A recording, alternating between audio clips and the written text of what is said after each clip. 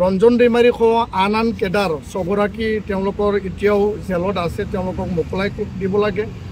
গৃহমন্ত্ৰীয়ে আশ্বাস দিছে। এই যিবিলাক 60গৰাকী তেওঁলোকে জেলত আবদ্ধ হৈ আছিল, অলৰেডি তেওঁলোকক মুকলি কৰি দিয়া হৈছে।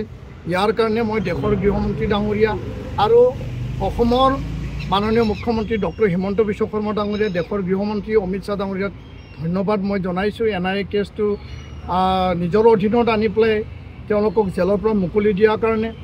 ৰঞ্জন দৈমাৰী সহ আন কেডাৰ ছগৰাকী তেওঁলোকৰ এতিয়াও জেলত আছে। তেওঁলোকক মোকলাই দিব লাগে। গৃহমন্ত্ৰীয়ে আশ্বাস দিছে। এই যিবিলাক 60গৰাকী তেওঁলোকে জেলত আবদ্ধ হৈ আছিল, অলৰেডি তেওঁলোকক মুকলি কৰি দিয়া হৈছে।